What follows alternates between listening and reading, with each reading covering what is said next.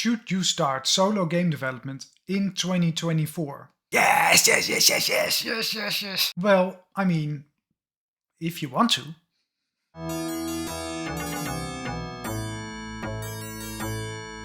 A few days ago, I watched a video with Jordan Mechner talking about how he created the original Prince of Persia game. This is the first ever game that I played that truly captured my imagination. If you haven't seen it yet, it's very cool to watch. I really recommend it. It made me think about the development of my first entertainment game, Woven. A knitted world where woolen creatures once lived in peace is invaded by the rattling sound of machines. Metal insects roam. All the things Jordan talks about in his videos are very relatable.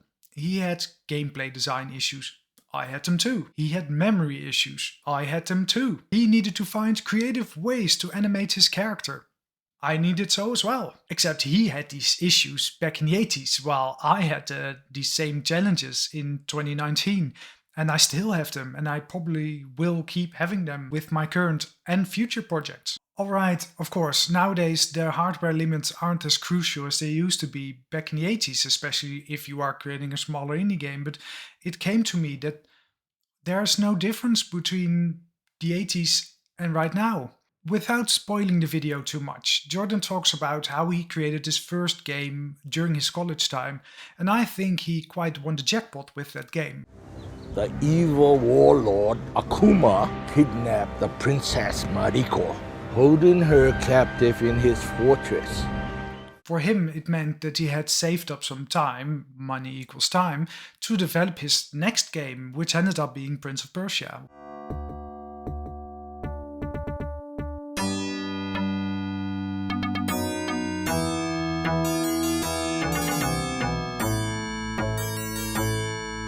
Which he worked on for a few years and obviously became an even greater hit as one of the biggest gaming franchises on the planet.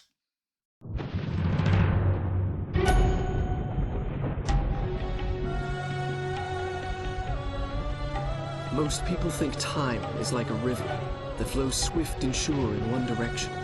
But I have seen the face of time, and I can tell you, they are wrong.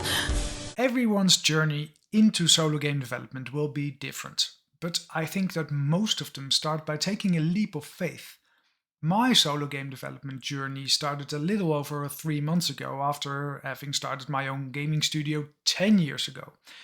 When I left that company, I had no plans for the future, but similarly to Jordan Mechner, I had saved up a bit of time, allowing me to start this journey. I still have no idea where and when it will end, and I have absolutely no guarantee of any form of success.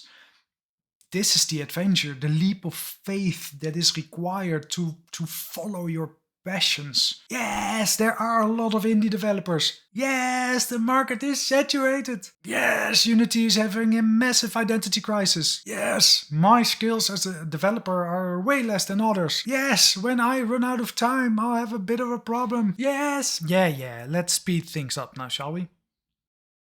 Every problem I can counter with an opportunity. The game consumer market is way bigger than ever. The tools are also better than ever, so it's easier to create quality games. Platforms are way more accessible than before. I mean, seriously, just email Sony, Microsoft, Nintendo. You'll be porting games to these platforms within a month. I mean, it's easier to port as well. But personally, I believe that the arguments against following your passions are just excuses against doing something that is scary. It is our natural instinct to want to stay in the safer environment that we already know. And of course, I'm not saying that you should jump in head first without any plan. These excuses may be real risks, and you have to take them seriously, of course. You have to think things through. Better yet, think of it as a business. When starting a new business, you'll need a plan, a strategy, a plan of attack, both short and long term. You know what? Pitch these ideas to your friends, family, co-workers, I don't care. Get a few outsider perspectives, but don't let them ruin your ideas, as I learned that most people will not understand your drive to overcome obstacles and also your drive to leave your safe environment. So they often offer extra warnings or risks.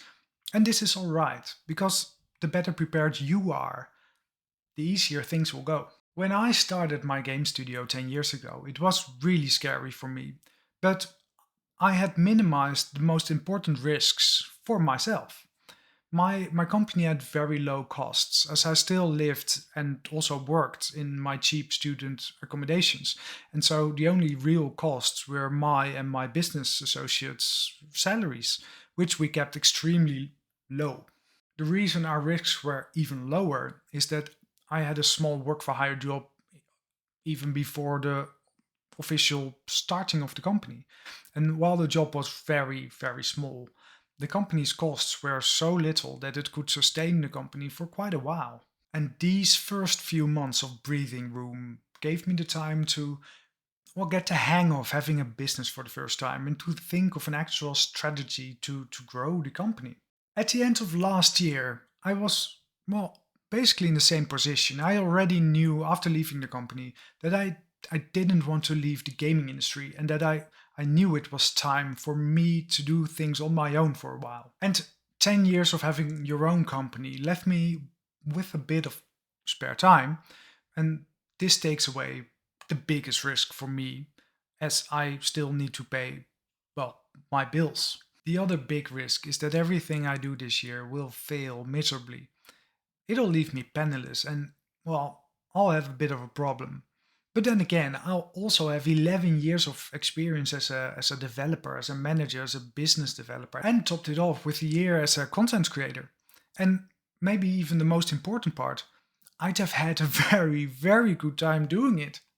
So why do I do this, and why do I think other people shouldn't be too afraid to do it as well?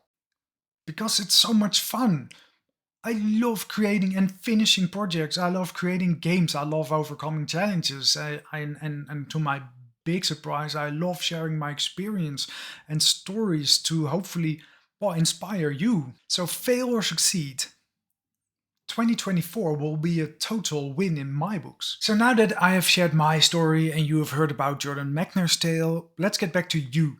Why should you or should you not start your solo game dev adventure this year?